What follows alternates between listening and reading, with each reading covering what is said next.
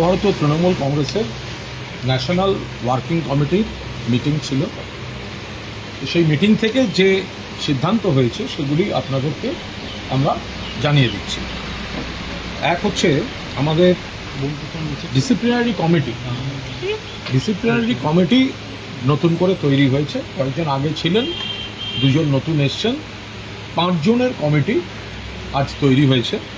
তারা হলেন Derek O'Brien, Asima পাত্র, শুভাশিস চক্রবর্তী, দোলা সেন এবং শোভনদেব চট্টোপাধ্যায়। পাশাপাশি আমাদের ন্যাশনাল ওয়ার্কিং কমিটিতে একজন নতুন সদস্যকে অন্তর্ভুক্ত করা হয়েছে। তিনি হচ্ছেন রাজ্যসভার মাননীয় সাংসদ নাদিমুল হক। এই ডিসিশনটা আজকে আমাদের জাতীয় কর্মসমিতি বা ন্যাশনাল ওয়ার্কিং কমিটির মিটিং থেকে হয়েছে। এইটাই আপনাদের বলার ছিল। ব্যাংকের বিষয়টা সম্পূর্ণ পার্টির অভ্যন্তরীণ বিষয়, আমরা এ বিষয়ে কোনো কথা বলছি না। আমরা শুধু এইটুকু বলি, তৃণমূল কংগ্রেসের দীর্ঘদিনের কর্মীদের রক্ত জল করা সংগ্রহ থেকে তাদের কন্ট্রিবিউশন, আমাদের এত সর্বস্তরে এমপি এমএলএ থেকে আরম্ভ করে এত শুভানুধ্যায়ী, এত কর্মী, এত বছর ধরে 1998 সাল থেকে তাদের রক্ত জল করা এবং যেটা লিগাল এবং অফিসিয়াল যে তহবিল, তা নিয়ে যারা উৎসাহ করছেন তারা অন্যান্য দলের তহবিলগুলো দেখুন এবং আমাদের audited, legal, official and audited. ফলে যেখানে বিজেপির তহবিল দেখুন, ক্ষমতাচ্যুত হয়ে গেছে সিপিএম, তাদেরও তহবিল বা তাদেরও সম্পদ বা যাদের যা আছে, এখন এই ধরনের কেউ একটা অভিযোগ করে দিলেন, এটা একদম পার্টির অভ্যন্তরীণ বিষয়। পার্টি গোটা বিষয়টা দেখছে।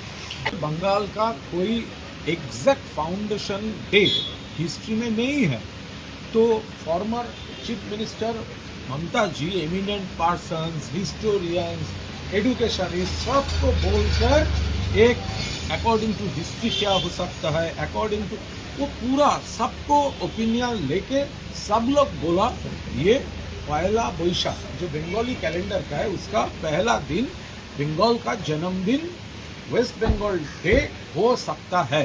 तो उसका रिकमेंडेशन एक्सेप्ट किया एक्स चीफ मिनिस्टर। तो अभी भाजपा जो कर रहा है वो एक पॉलिटिकल नैरेटिव से वो सेट करना चाहते हैं। गोटा देशे খোলা হাওয়া নেই, গোটা দেশে মানুষ শ্বাস নিতে পারছেন না। সাধারণ মানুষ, গরিব মানুষ, কৃষক, শ্রমিক, মধ্যবিত্ত, শ্রমজীবী, ক্ষেত মজুর, জঙ্গলমহলবাসী, আদিবাসী, তফসিলি, উপজাতি সবাই একটা কষ্টের মধ্যে আছেন সামাজিকভাবে এবং আর্থিক চাপের মধ্যে আছেন।